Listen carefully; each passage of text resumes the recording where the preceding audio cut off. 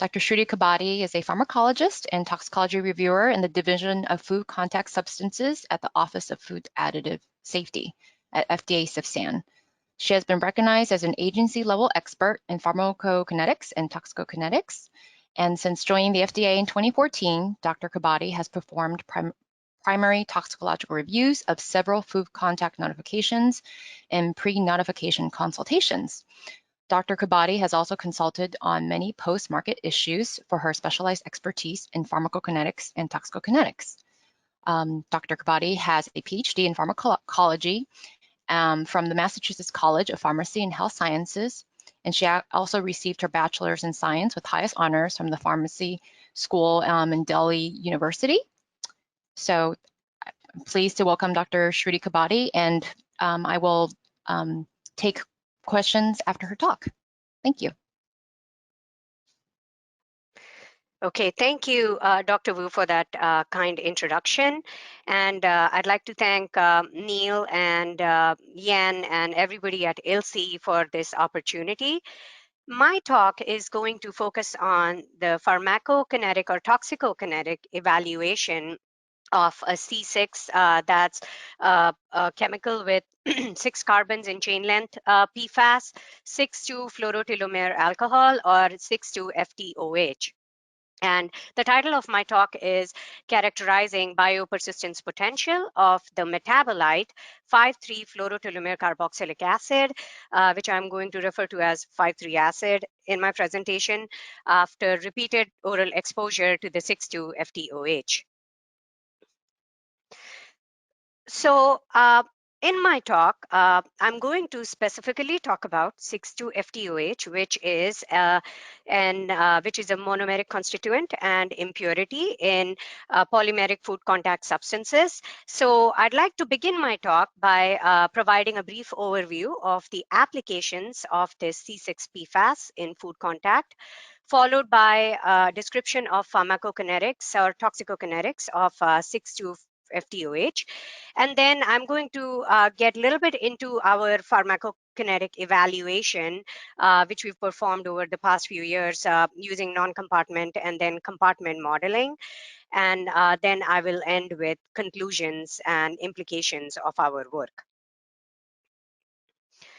So the applications of C6 PFAS in food contact are primarily for their grease-proofing purposes, as stated by the previous speakers. And as mentioned before, these chemicals are used in microwave popcorn bags, fast food containers and wrappers, pizza boxes, and manufacture of other plastic food packaging. The specific PFAS that I am focusing on is 6,2-FTOH, and like I mentioned earlier, it is a monomeric constituent or impurity in polymeric food contact substances. And we reviewed genetic toxicity studies on this PFAS that indicated no concern of genetic toxicity.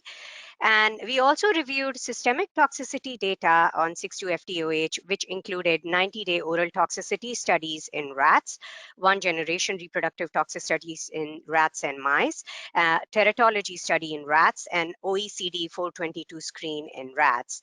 And Dr. Penelope Rice, who's going to be speaking after me, will be getting more into the toxicological aspects of this evaluation.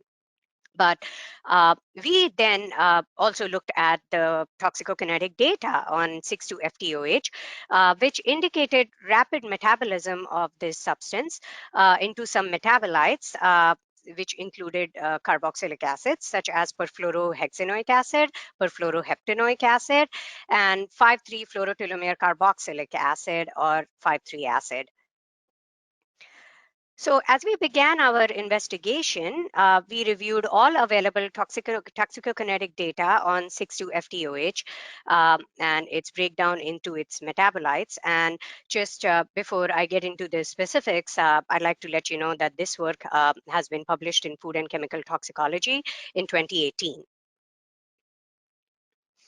So we began by examining the available toxicokinetic data to elucidate the metabolism of 6,2-FTOH. And when we looked at all the studies, this is the scheme of metabolism that we determined. And as you can see, 6,2-FTOH breaks down into several carboxylic acids. The three that were the focus of our investigation were perfluoroheptanoic acid, 5,3 acid, and perfluorohexanoic acid. And that is because these were the metabolites for which we had concentrations that were reported in the studies, whereas the concentrations for the other metabolites were generally below the LOD. And these are the data that we primarily reviewed. There was a study in 2015 by Russell et al. That was published in Chemosphere that summarized a lot of data sets on 6,2-FTOH, specifically a single exposure inhalation study on male and female rats, and a repeated exposure occupational in an occupational setting conducted in humans who were SCIVAX technicians. So we utilized these data, and we performed our internal exposure-based assessment of these data using non-compartment toxicokinetic modeling, and we evaluated the internal exposure in the form of estimates of area under the curve, elimination rate constant, and clearance. So our main findings were that first, the internal exposure of 5,3 acid was the highest in both rats as well as humans, indicating that this could be a potential metabolite of concern. And second, when we scaled the clearance of 5,3 acid from rats to humans, we found that the clearance of 5,3 acid changed with an increase in exposure. And this is particularly an interesting finding because generally the clearance of a substance does not change with an increase in external exposure, but when it does, it indicates that there is non-linearity in elimination. And this could be because of several factors, such as potential involvement of kidney transporters, whether it could be saturation of active secretion or stimulation of renal reabsorption. I'd like to mention here that these factors have been investigated in the elimination of some of the other PFAS, such as PFOA. So that was a very interesting finding.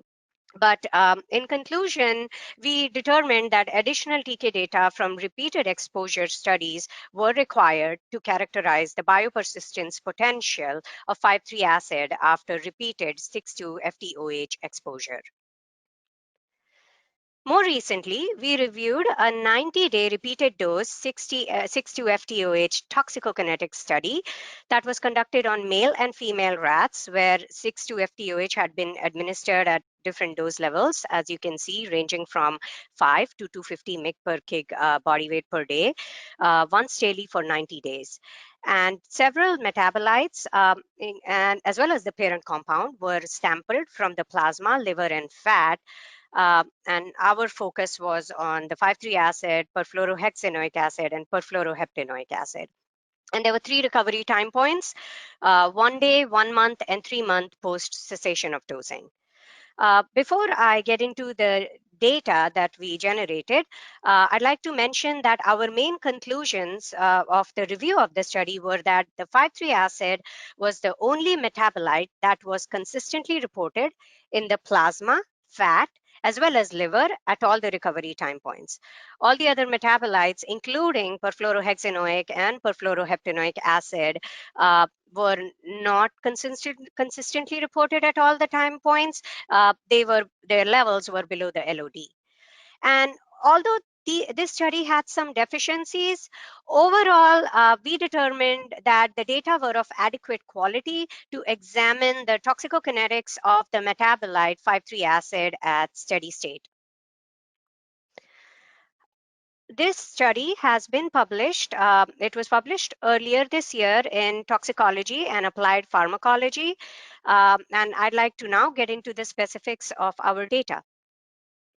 So we used a one compartment toxicokinetic model on the reported data, and we generated semi-log plots of the concentrations of 5,3 acid in the plasma as well as the evaluated tissues at the lowest dose, that's 5 mg per kg, the mid dose 25 mg per kg, and then the highest dose, that's 250 mg per kg.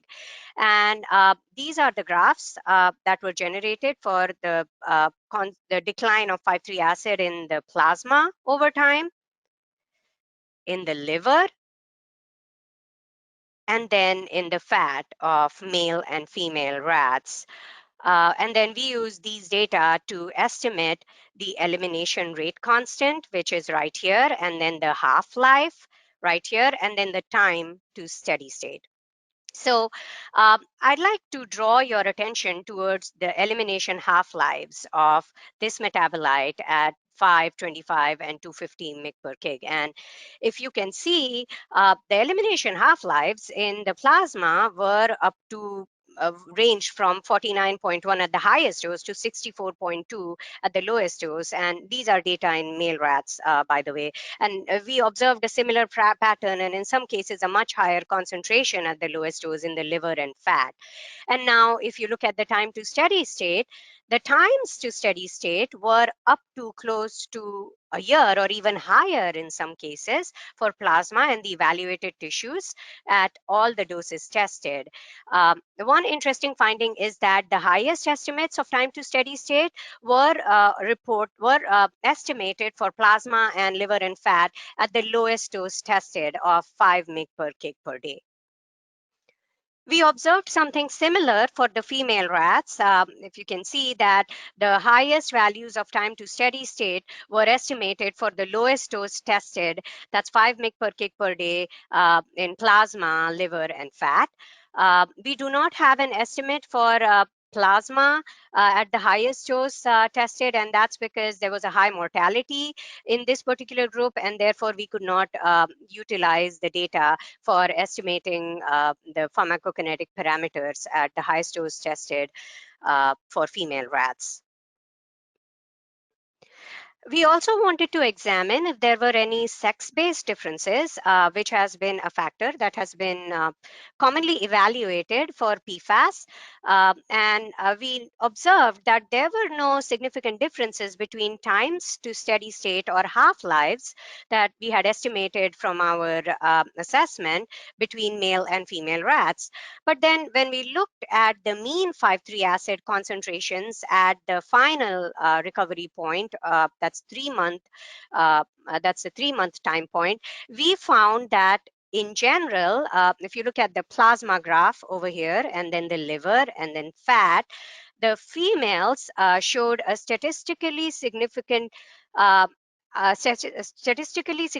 higher concentration of 5,3 acid as compared with males, which was observed consistently in the plasma as well as the tissues, especially at the highest dose that was tested. That was 250 mg per kg per day. So just to summarize our conclusions, 5,3 acid had a time to steady state of about a year in plasma, liver, and fat for male as well as female rats based on the data that we evaluated. The majority of the longest times to steady state values for 5,3 acid in the plasma and the evaluated tissues were estimated at the lowest dose tested, that was 5 milligram per kilogram body weight per day. And this sort of reverse dose dependence could likely be because of the nonlinearity in the elimination that we had previously identified in our initial examination. But these mechanisms are yet to be investigated. And finally, although we didn't observe any significant differences between times to steady state or half-lives of 5,3 acid concentrations in the plasma and tissues between sexes, we did observe that the mean plasma and tissue concentrations of 5,3 acid were higher in females than males. I'd like to emphasize that this is the first analysis that characterizes the biopersistence potential of the metabolite 5,3 acid based on steady-state toxicokinetic parameters after repeated oral exposure to the parent compound 6,2-fluorotelomere alcohol using experimental data in rats.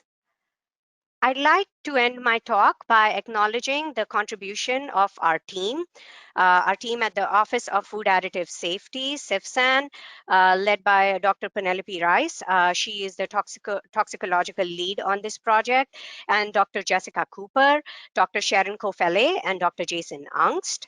And I'd also like to express my gratitude towards our collaborators at the National Center for Toxicological Research at FDA, Dr. Jeffrey Fisher, Dr. Daniel Diorgi, and Dr. Darshan Mehta, who were co-authors on our publications.